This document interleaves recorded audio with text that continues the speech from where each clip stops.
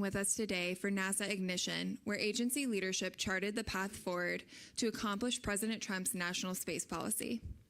I'm Bethany Stevens, NASA Senior Advisor and Press Secretary, and I will be your moderator for today's news conference. Joining this live event are Administrator Jared Isaacman, Associate Administrator Amit Kshatriya, Acting Administrator Exploration Systems Development Mission Directorate, Lori Glaze, Moon Base Program Executive Carlos Garcia Galan, LEO Program Manager Dana Weigel, Associate Administrator Science Mission Directorate Nicola Fox, Space Reactor Office Program Executive Steve Sinecor. If you are a member of the media dialing in, please press *1 to join the queue.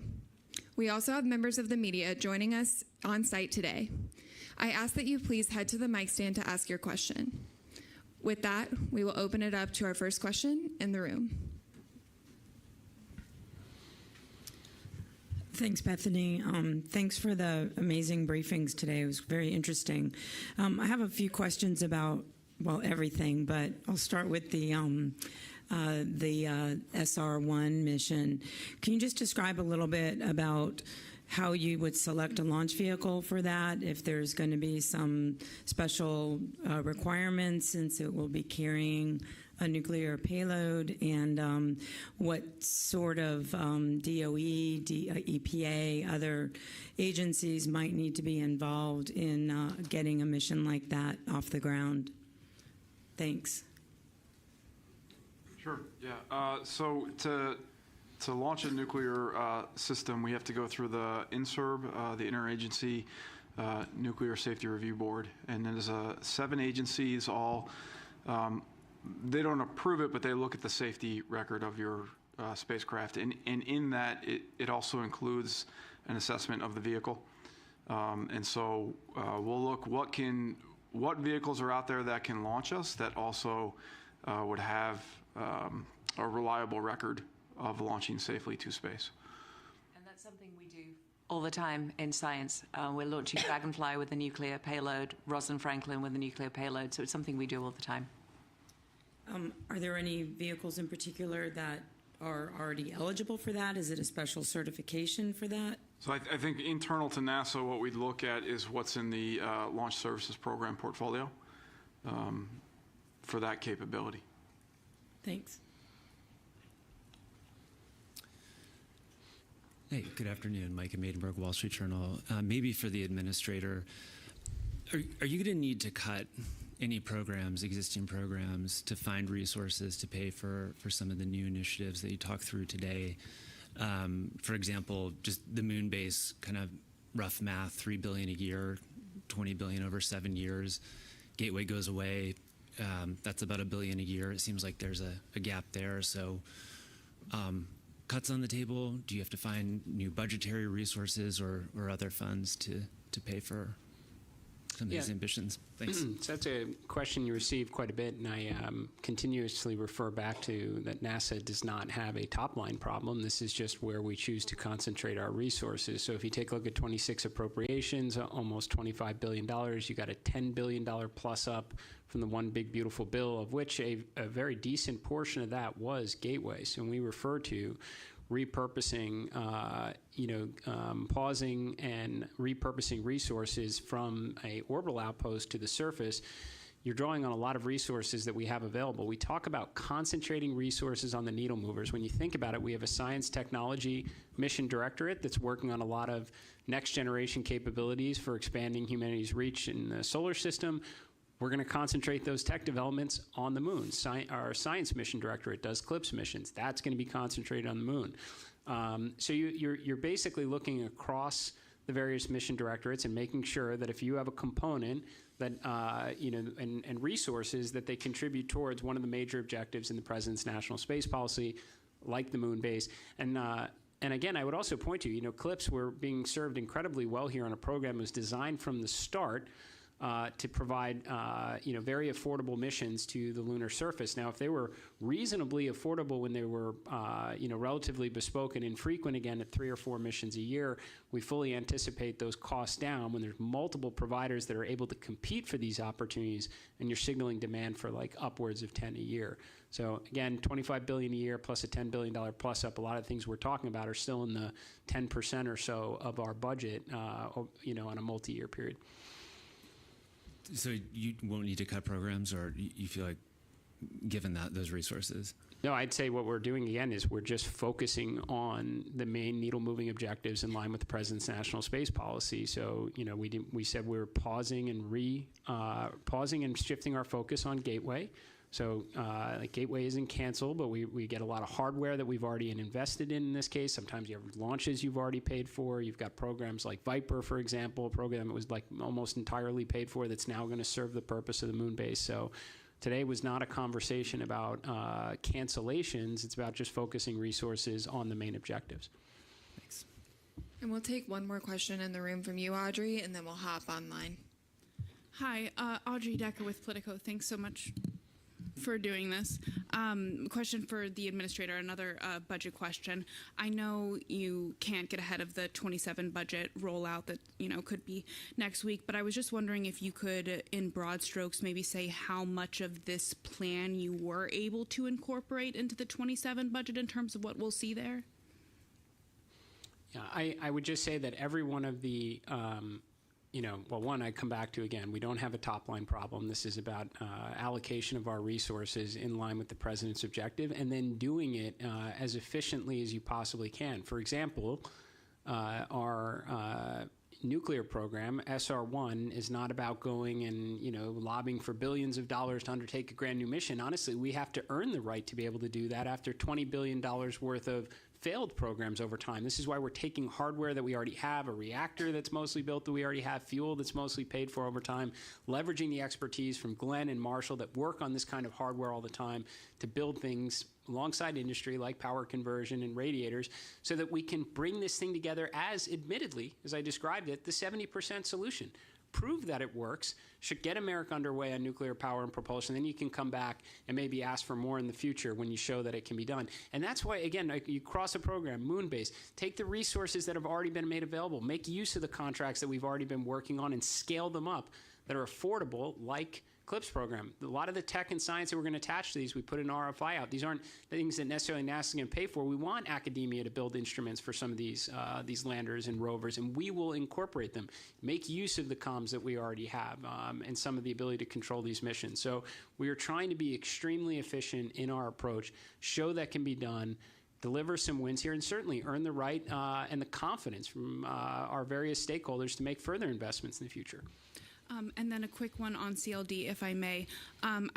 What was announced today was a pretty seismic shift from even just what the agency was said, last year. So I guess maybe could you provide some more detail about when NASA kind of realized that path wasn't a viable path forward in terms of seeing that there wouldn't really be a commercial market there, and just kind of, I guess, the backstory behind that decision that you all made today? You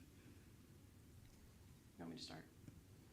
Okay, go ahead. We're constantly evaluating commercial opportunities, access, and what we're seeing on board space station. And we've certainly grown the portfolio of what we do, and so it's something we've looked at for quite a while. I will say that we had hoped by this point in time that we were in a much better position with the market. I think it was the right time to have the discussion and kind of objectively look at everything we're doing to make sure we're on the right path.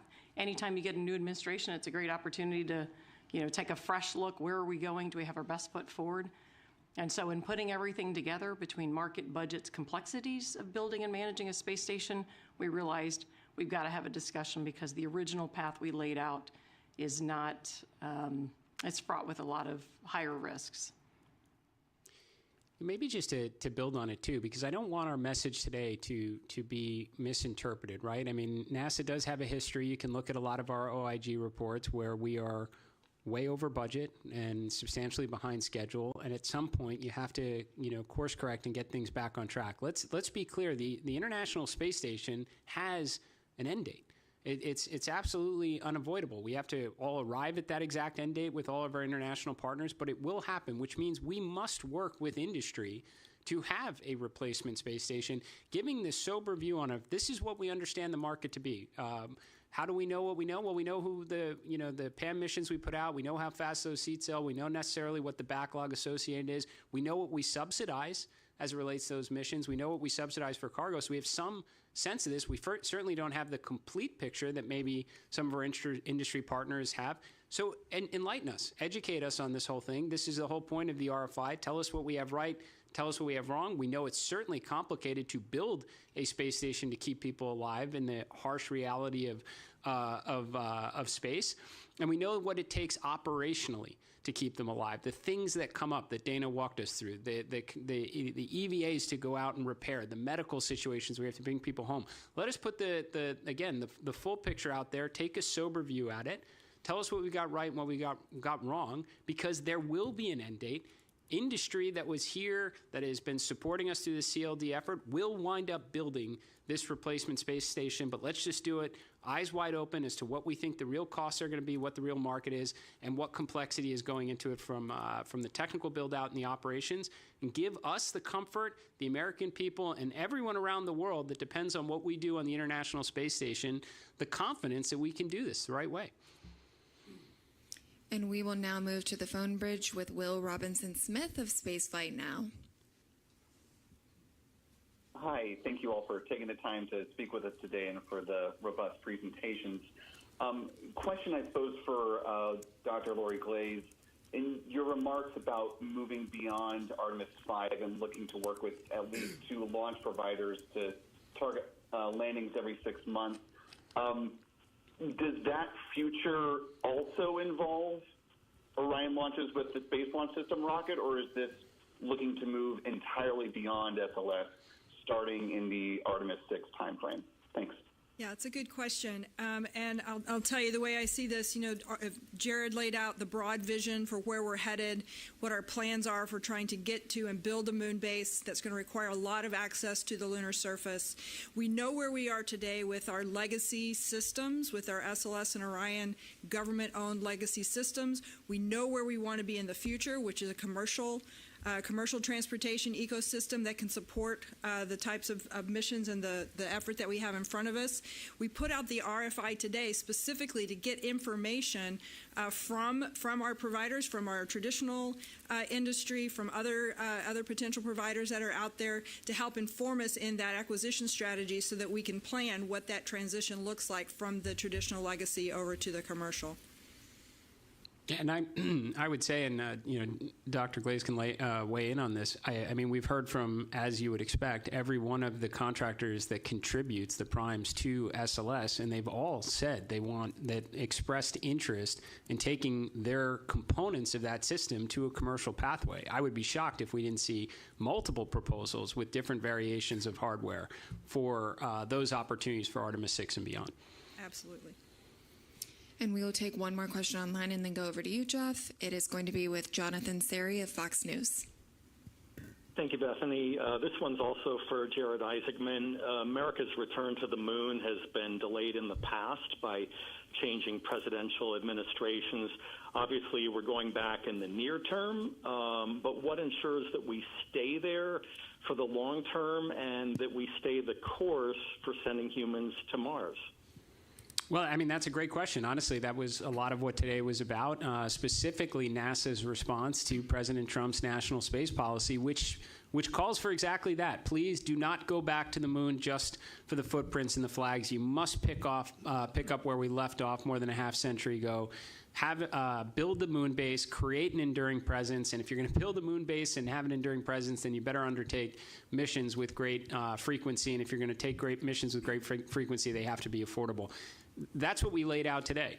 What's within our current plan that we can optimize to get to higher launch cadence, and what does the future look like many years down the road after we've already gotten back to undertake missions again with frequency, and then when they're there, talk to us about the base. We're going to take it in phases. And every one of these is designed to make a lot of use of the resources, the contract vehicles we've already had, so that the time, money that's gone into it through those various administrations serve the bigger purpose. Why we're leveraging CLIPS, why we're leveraging hardware from our various nuclear programs, which goes to your next point of, where do you go after the moon? Well, the moon is certainly going to be our technology proving ground. We have our various phased approaches, power, surface mobility, and such. But what we want to get to is in situ resource manufacturing. So you can take the ingredients from today's ignition event, which is nuclear power and propulsion, and the experience we get on the moon with in situ resource manufacturing. That's going to be key components to sending Americans to Mars someday, and then being able to bring them back home so they can tell us about it. We'll head over to you, Jeff. Good afternoon. Jeff Faust of Space News. Question for the Administrator. What discussions have you had with members of Congress about the proposals you've laid out today in terms of securing support for reallocating funding or any language you would need in the NASA authorization bill to carry out these programs? I mean, we've had extensive conversations. I think we try and at least have a no surprises policy. So having conversations with congressional leadership, having conversations with the White House, with major industry players that are contributing into these efforts. We had to have those conversations well in advance of actually the February announcement on standardizing SLS, increasing launch cadence. And I think you saw a lot of members of Congress come out in support of that. Senator Cruz and the work he's done already on the Senate reauthorization bill, I think you'd find is very much in line with what we share today. I noticed he sent out an ex post of support on this. So I think everybody understands what's at stake right now, meeting the moment. When I say that, success and failure comes down to months, we mean it.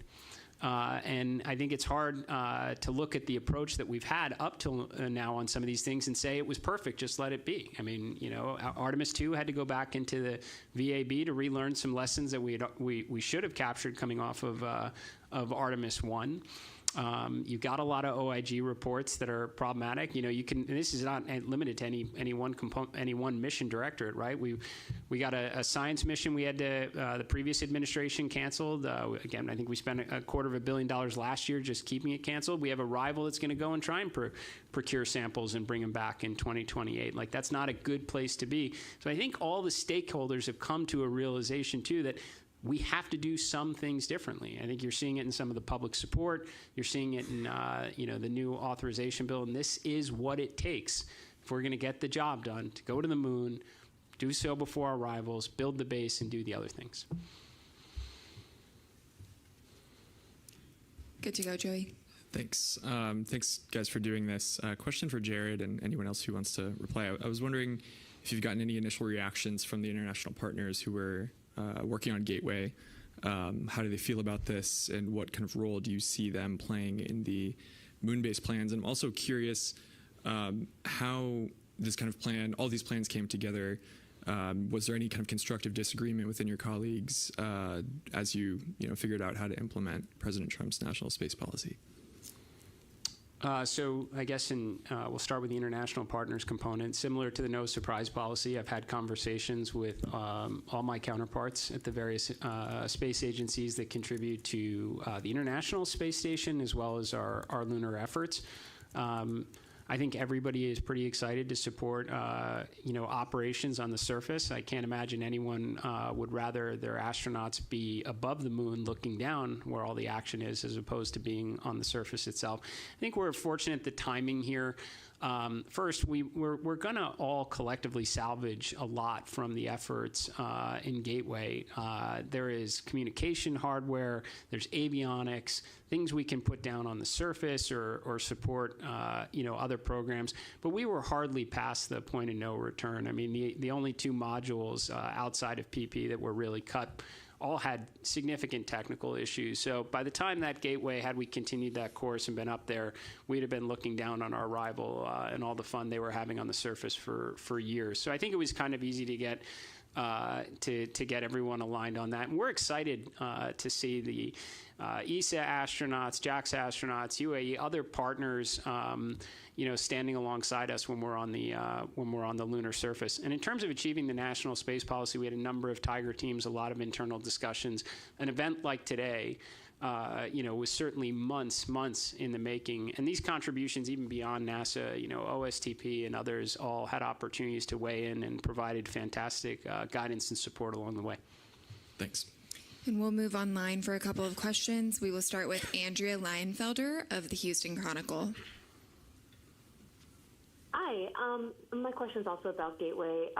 The One Big Beautiful Bill provided funding and said Gateway should be developed. So I'm just curious, can NASA pause Gateway without permission from Congress, or do you need the NASA Authorization Act to really make that possible? Also, by pivoting Gateway to the moon base, how big of a role will the Johnson Space Center play in developing a lunar outpost? Thanks.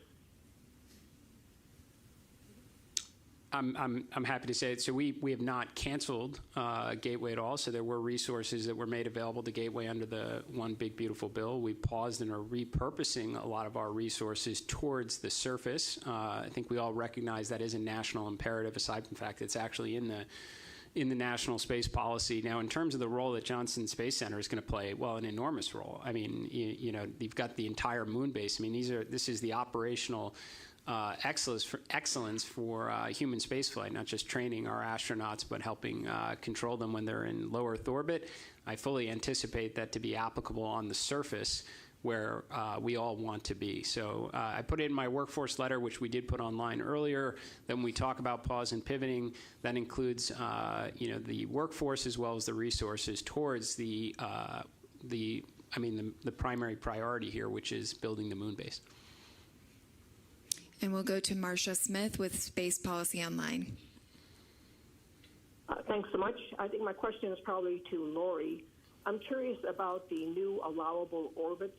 You said that the HLS partners didn't really want to use NRHO and that you were opening up that aperture for what kind of orbits they could use, and that some of this could provide maybe better landing opportunities and better abort capabilities. So could you just expand on that? And is it possible that maybe the earliest landing missions wouldn't actually go to the South Pole, they'd go to somewhere else? Yeah, it's a good question. The NRHO orbit does have pretty high demands on the HLS system for being able to have access to the surface. Some of the other limitations I mentioned. If you needed an abort on one of these early missions, in particular the first landed mission, it could be up to a week before you could get back up to rendezvous with the Orion. So it has been suggested that we consider some different orbits, perhaps some lower lunar orbits. And the intent is still to go to the South Pole. I think both of our providers have indicated that they still have a desire to do that and to meet that requirement in building their landing systems. They want to make sure that what they're building is going to feed forward to the systems that we need in the future. So, that's, as far as I know, that's still on the table, but they are looking at some different orbits to have better access to that South Polar region. Give them a little bit more flexibility. Take it away, Ken. Hi, Ken Chang, New York Times. Returning to the commercial LEO destinations alternative, I guess first for Jared. This sounds like a vote of no confidence in the business plans of the various companies who envision these free-flying stations, but it also sounds like you're open to being convinced otherwise. And then for Dana, a couple of detailed questions. When were you thinking that this core module would be launched? And whatever that answer is, it doesn't seem like there's enough time to design and build that. So is this really, are you just envisioning the Axiom Space module that's scheduled to go up and sort of rebadging that as a NASA module? Well, I mean, to hit the first part, this is look, we are sharing what we know with all the experience we have operating the International Space Station alongside all of the commercial cargo payloads and the crew operations through the various PAM missions, and we are saying we want to get this right. I mean, that's really the thing. I mean, we talk a lot, Nikki's going to like this, about Roman being on time and under budget, because it's the only program we can say that about. So we're trying to get back into a rhythm. We're being very transparent, replacing the International Space Station, which is not optional.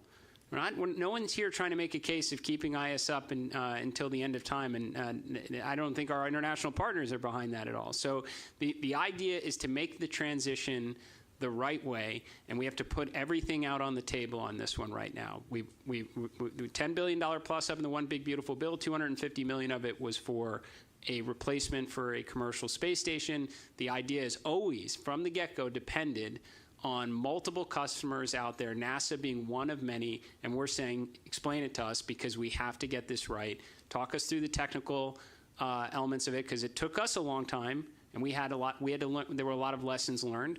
So we want to make sure those are transferred, and we will owe that to our partners to make sure they have that information as well. There's operational considerations. We'll put it out there. There's two pathways. Convince us on the first one, which is totally fine because we have to do something here. We acknowledge that. Doing nothing is not an option. It was in red on Dana's slide. And then here's the alternative one where we look at it as more of an incremental approach that brings down some risk. Both options are on the table. We're not dragging this out. The RFIs are out, I think, either today or tomorrow. We're having breakout sessions tomorrow where we can hear back from industry. What my hope is, we've got an opportunity here for right from the get-go in phase 1, 3 modules. There's a lot of companies been working hard on this. What I want to see companies say that I've got it. I'll make that module for you. We'll prove out those capabilities. We'll show it. And it'll be the setup for a very successful commercial space station thereafter. We have the confidence. Here's the data behind it. And another company says, I've got that module. We're there. Here's our approach to doing it. And that will someday turn into a commercial space station. We're putting everything out there to get the feedback to go in the right direction. So this is not an over-budget, behind-schedule program that puts America's presence in LEO at risk. I would just add for your question about the core module, the capabilities needed and the specifics I shared today are not aligned with any one vendor, but they have all been working on technologies and capabilities that are foundational to a space station. So my hope is there's a lot of broad interest in the core module overall. And I think there are a lot of capabilities that are in design, on their way, and that are applicable. In terms of how long it will take, I don't know. We're going to get industry feedback. We're going to work with industry. We'll see who's interested. We'll see where we go from there. But some of that's going to be iterative in terms of trying to understand the specific path forward. We'll move as quickly as we can. This is critical that we get this right. So as you saw today, we're pressing towards a draft RFP in just a few months. So we're going to press fast. Eric. Eric Berger, Ars Technica. Question for Amit, I think. Just curious where the NASA workforce is today, sort of from a confidence standpoint, from a sort of an attitude standpoint. 2025 was a very difficult year for the space agency for a number of reasons. I won't go into them, but I think we all know them. There's now finally some clear leadership, but today and in the last few weeks, you've announced some really wrenching changes to how the agency does, and I think some of them are probably pretty good, but it's changing people's lives and the things that they've been working on, which has been a problem for NASA in the past. And so I'm just wondering, where is the workforce? In your opinion, you talked to them, you were here, you've been here a long time, you know them. How are people sort of dealing with this change? It's a great question, Eric. I would say in general, the workforce is hungry for leadership, and they've got it now. The clear vision is there. I mean, everything we're doing now is, and to your point about we're changing things around, we're making kind of reallocations, and we're being honest about where we are in a lot of other cases. I would say, generally speaking, almost all the workforce is also very appreciative. We've had feedback saying that some of the things we're saying are like therapy to them in terms of things that we've known, but we just haven't been able, because of the constraints we've been living under, to kind of deal with. So that's been a thing that a lot of folks have been just kind of wow, we can say what we think and do the things that we know we're supposed to be doing. The idea that we're going to bring, the spirit of what we're doing, getting people closer to the work, stop watching things and start doing things again, I think has really energized the workforce tremendously. There is going to be some, because of some of the changes we've seen here and some of the ways we have to reallocate resources to work. Some of folks, their projects might get changed, but I'll tell you, I think you all saw, we got a lot of work to do. And one of my messages to the workforce is that, hey, we need every single one of y'all to help us. We need, maybe the job you're doing today is going to be different than the one you need to be doing in the future, but we're going to need all hands. We're going to bring in new hands. We're trying to really get focused and aligned to the mission. So I would tell you, I spend all day on stage listening to the boss, but separately, when I go and I'm almost certain, as we've been traveling around, that this is a huge shot in the arm for the team. Okay, thank you. Jackie. Hi, thanks for doing this. Question, I think, for Dana. So I wanted to wrap my head around what exactly this core module is. Is this going to be designed by NASA, or is this also something that you're looking for industry to hash out? And given all these changes, how long have these companies been aware of these changes, and how will that kind of inform how they respond to this RFI? And then given the timeline for the RFP, like when do you foresee funds being deployed for them? And then, sorry, I know this is a long list of questions. There's a lot packed in there. I'm going to have to. I'll pause there. Maybe I can have a follow-up. Okay. Let's see. Let me back that up. You're going to have to unpack that. Sorry. I can start over. Sorry. Oh, no. NASA's we're going to procure the core module. We need industry to go build the core module. Of course, we will have the fundamental high-level specifications and requirements for what it needs to do to both be compatible with ISS and to support the additional expansion with the commercial modules. But that's something we're looking for industry to go build. So we'll go procure that. That's part of both the RFI discussion and when I talked about the draft RFP in June, that's part of that. As fast as we can go towards awards, I mean, that's really what's going to dictate expenditures. I mean, that's just classically how that works. So we're going to push through that as quickly as we can. And that schedule is what will dictate when we can go start spending on it. And I think you had a number 3 and 4 in there somewhere. No, last follow-up question. Given that the current law is ISS is ending in 2030, but I know that there's language in a Senate bill to extend it to 2032, where do you stand on that timeline? I mean, what's the right timeline for decommissioning ISS? It's really important for us to maintain continuous presence. So first and foremost, I want a plan that closes. I want a trajectory that gets us from the existing space station to commercial stations. We need a successful plan to get there. There are a lot of things that go into space station supportability. Of course, if we're asked to extend it, we have the technical capability to do that. We are not going to stand in the way when commercial industry is ready. It is still our job to go pivot and move to transitioning to space stations that are commercially owned and commercially operated in 2030. So we're still on that trajectory and on that plan. Technically, can I extend? Yes. There's also partners that have to weigh in and consider. But our overall goal hasn't changed at all. We are just trying to change the approach to an incremental one that allows multiple providers to stay in the game, allows the market to grow, continues competition, and hopefully gets us to the 2 space stations in a much more seamless transition method between current station and future stations. And maybe just to weigh in a little bit in terms of like the timeline, the opportunity to discuss, with industry and partners. Everything really we discussed today was in response to, President Trump's executive order on American space superiority. So this is our national space policy. If you really look at it, timeframes for when we have to respond, that's really the triggering process. If we all need to sit down, okay, it's very specific in here, transitioning to a space station by a certain timeline. It's very specific, returning to the moon, building a moon base, and it forces you as a team to kind of look at the current approach and reevaluate, is this what's in line with the President's space policy? Now, Carlos, our lunar viceroy earlier, and as a joke, mentioned before, hey, initially we were thinking one incredible lunar terrain vehicle. But then what changed? A national space policy comes out and it says you need a moon base. Well, it's like if we're gonna build a moon base, we're gonna need more than one rover. We're gonna need mobility for astronauts and autonomous ones. We're gonna have to demonstrate logistics. We're gonna probably want it to be able to do science. We're gonna need lots of rovers. And you're able to then look at what resources do you have available in order to achieve this. And we had a plan where we had an orbiting moon base, and now we can repurpose a lot of that towards a surface moon base. We do the same thing in commercial stations. It forces an evaluation to look at it. And the point being that we have only just kind of approached that timeline from the original space policy directive, and within days, we're here aligning our workforce and industry on how we're going to achieve it. So these aren't generally like our good ideas here. We want to pivot, and we've had 6 months to interact with industry. There's a national space policy. You're on a shot clock. We recognize there are short fuses here for every one of the objectives we're trying to achieve. We formulate our plan, and we share it with all of you, and then we gather data tomorrow so we can action. And we'll move to the phone bridge real quick with Marcia Dunn from the AP. Good evening, Marcia Dunn, AP. I'm wondering, what's the fate of the Hubble Space Telescope as it approaches its 36th launch anniversary?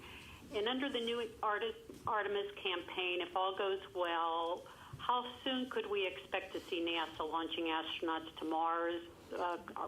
Are you still tracking the 2030s for that? Thanks a lot.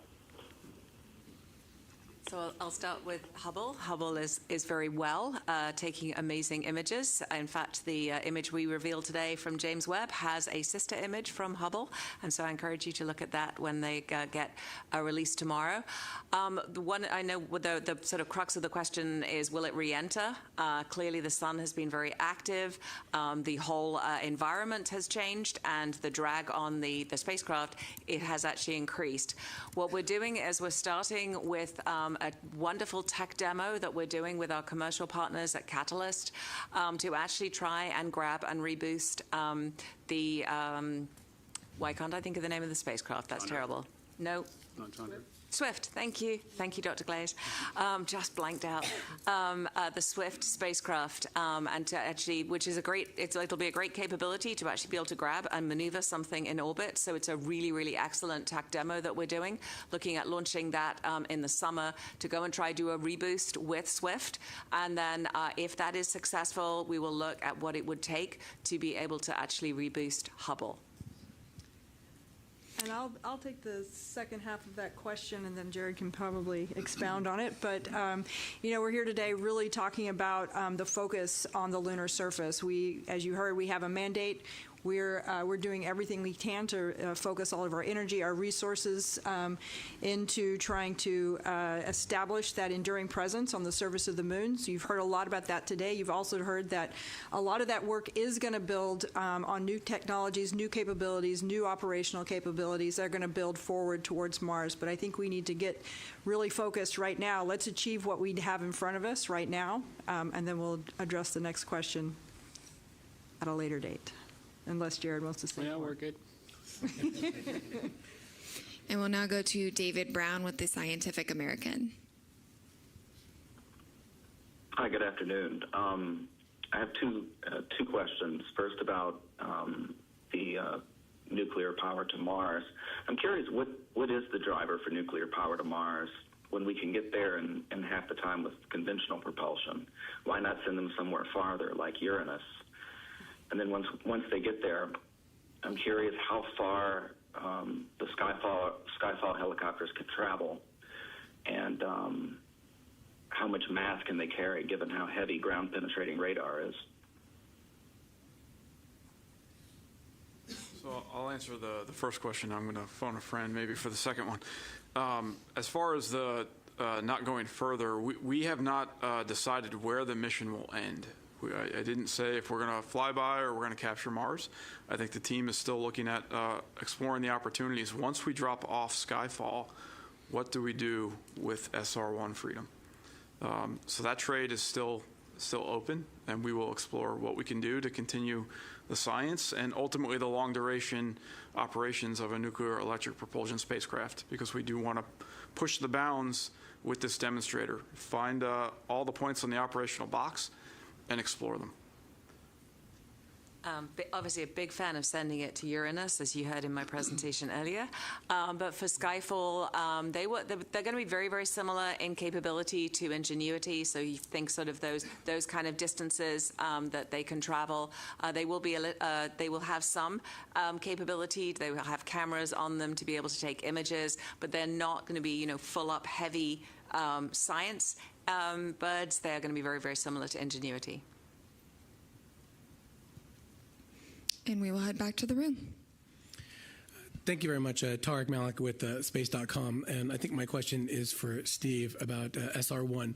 2028 doesn't seem like it's very far away. It doesn't seem like it's far away for much of what we've heard today.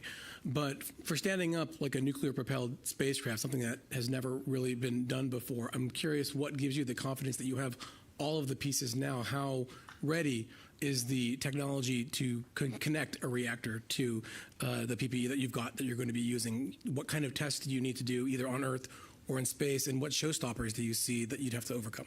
Thanks. Sure. Yeah, so I think the big advantage here is the power and propulsion element, right? I mean, that is a large portion of the vehicle that we don't necessarily have to worry about anymore. As far as the nuclear reactor technology, you know, NASA's been studying this for a very long time, along with the Department of War. And so technology is available. I spoke to the radiators. I think NASA has studied them. There are flight-like radiators that we have tested. Microreactors are picking up within the Department of Energy, so there's industry looking at these smaller technologies. Department of War has run in partnership with NASA some spaceflight reactor concepts, and some of that has led to engineering development ground hardware. And so there is knowledge in industry, in the government, from both a design perspective as well as engineering level hardware available. And so to me, it is a maturing of that technology that currently exists, and then an integration into a vehicle. And like I said, the PPE gives us just a tremendous leg up in really being able to focus on the reactor and the integration of that into a known spacecraft bus. Thank you. Manuel. Thank you. Manuel Masanti with Exploración Espacial. Thank you, Administrator, and the rest of the panel. So much information. Two questions for Carlos. At some point in your presentation, you mentioned that we need to increment the bandwidth with the moon and take it to 500 megabits per second. Is this starts now in phase 1, or is something that you need to do it in phase 2 when we have capability on the surface? And can you explain what is LunarNet?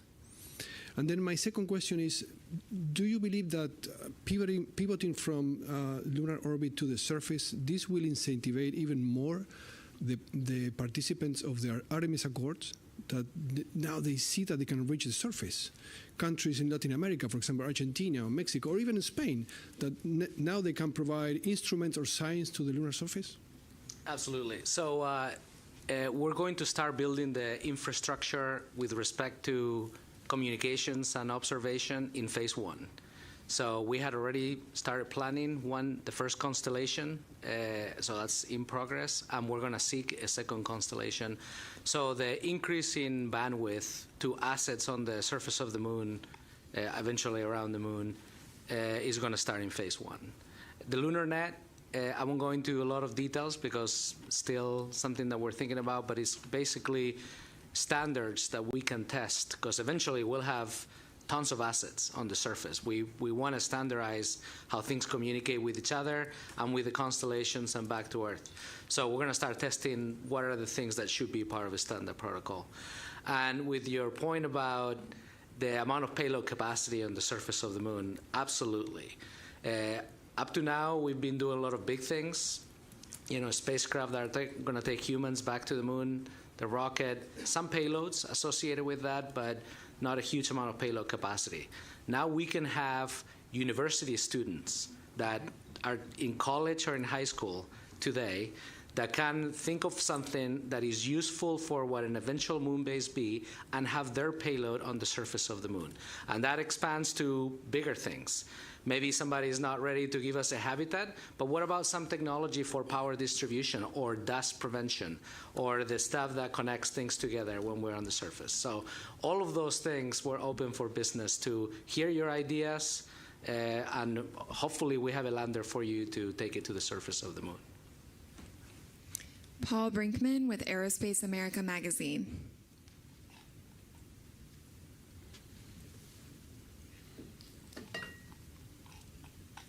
Or we'll go in the room. Hi, I'm Jacqueline Felcher with Payload. My question is about the changes to the CLD program. I'm curious why you think the market that NASA thought would be there when the program was originally envisioned isn't there now, if it's policy hurdles or technical hurdles, or if NASA's predictions were just wrong. Anything you can share about kind of why that commercial market isn't there as intended? I would tell you a couple of things. First, I think you know this, and we've said it a couple of times, but we can't actually force or create a market. We do spend time getting independent market research data. We do that periodically. And many years ago when we started this program, the data we had was we're 10 years away from having a mature market. And so a lot of the data is it's projecting, right? It's making estimates about either a breakthrough capability, product, technology, something that's either going to drive manufacturing in space or something that's going to drive a recurring demand to access space to then bring it back to the ground. As we've watched over time, these independent market research surveys continue to tell us it's about that far out.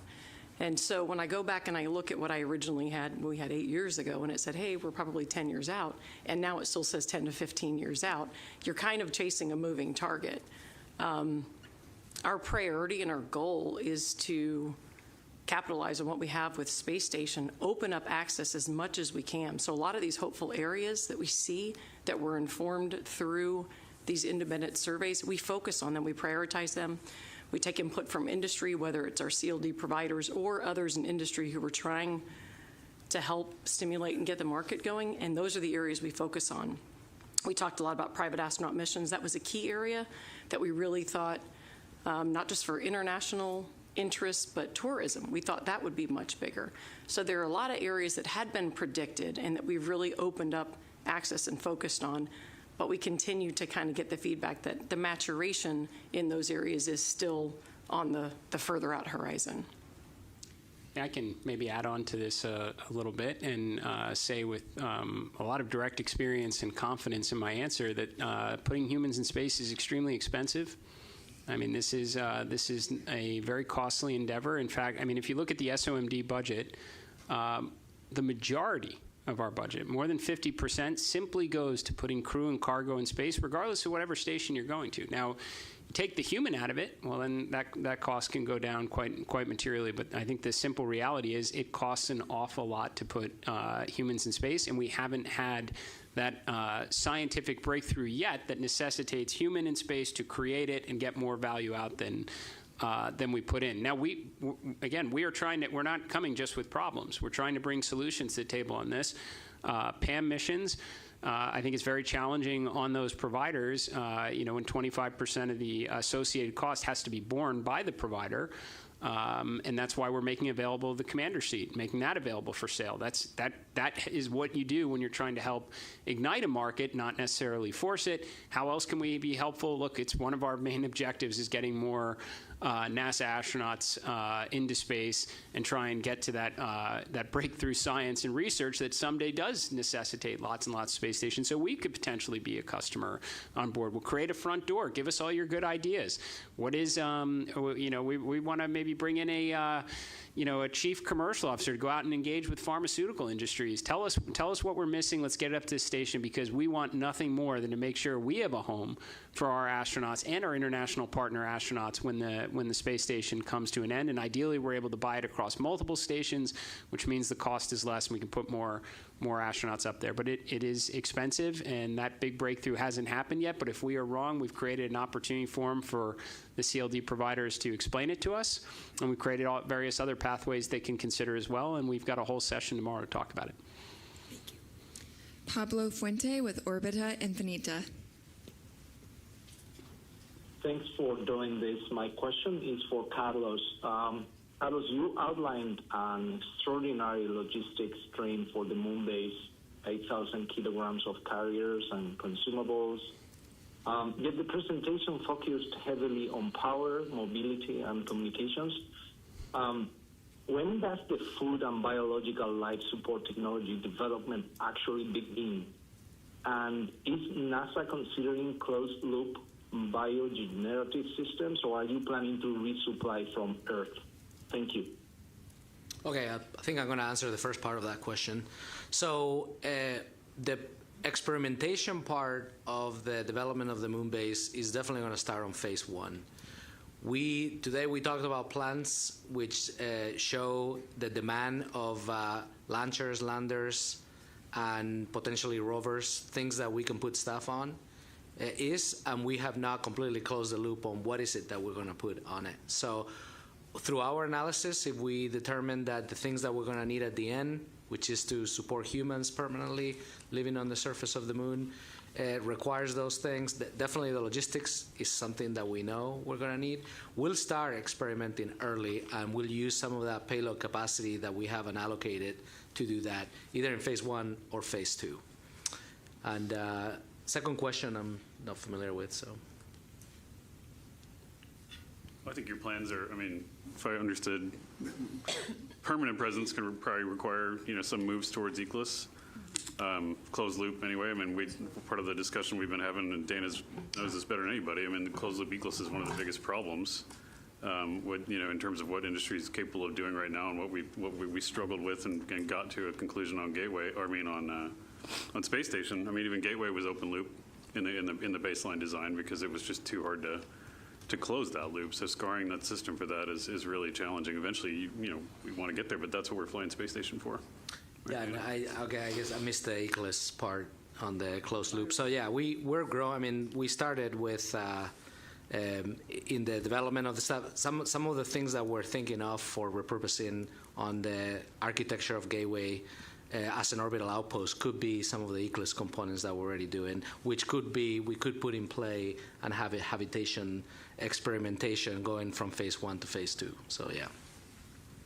And I know we have all had a long ignition day, and since we are nearing the end of this, I'm going to go ahead and give you last question, Sana. Okay, cool. Thank you. Hi, Sana from Bloomberg News. Thank you for doing this. Following up on Jackie's question about Gateway, I was just wondering how much advance notice NASA gave its international partners of all the changes being made. For example, I know last week ESA released a schematic of the Gateway with its habitat module attached, and I also believe ESA's Director General noted that they hadn't seen the new proposal ahead of the meeting. So I have had a chance to speak again with all my counterparts, their various space agencies, and some were, I think some of the timing there worked out to a difference of a matter of hours, actually. But we've been having conversations since I've been confirmed in this position and discussing our thoughts, and I think those conversations got extremely focused after the President's National Space Policy came out, that we have not crossed the point of no return with an orbital outpost here. We have an opportunity to repurpose resources. I think we, again, all universally agree it is better to have an astronaut on the surface than it is looking down from above it. And in terms of the learning that we may do, from science to tech demonstrations that will inform future missions to Mars, that's going to happen on the surface. So, some of the timing probably, again, came within hours, but we've spoken with every one of our partners, Canadian Space Agency, pros at robotics, where can we apply this arm? We've got lots of good ideas, very constructive conversations, same with all of our partners. Again, I think we're envisioning a future here, which is part of why we gave a demand signal for 2 different pathways to the moon with frequency and affordably, where we're going to be able to stand on the moon with a lot of our partners in the years ahead. Yeah, if I could just finish with the question before about, with the moon base, like how other countries, other Accord signatories, how the rest of the partnership might see themselves now a little bit more presently in moon base rather than, up to this point. I mean, I think that's a really important observation. The partnership is one of the most magical things that came out of ISS. We moved it to Gateway for that reason. We respect and appreciate how important it is. We think that the surface is going to grow, and it's an important reason why. There's a kind of easier pathways to get there in some cases because you have smaller landers and you can do things. But more importantly, one of the reasons why Space Station is hard and why Gateway is hard is because the systems are physically, electrically, chemically in communication with each other. When they're on the surface, they're not necessarily until Carlos decides they're all going to be connected, which eventually I know he wants to do. But the point is, like, you can reliably kind of compartmentalize some of these things in a way that you can fly a university payload on a lander that's nearby some other stuff because it's not going to have an impact, right? The risk is sort of compartmentalized. So there's a lot more ways to envision this in a really positive way is how we're expanding the partnership rather than, kind of the plans we had in place already. And with that, we are wrapped. Thank you. Thank you.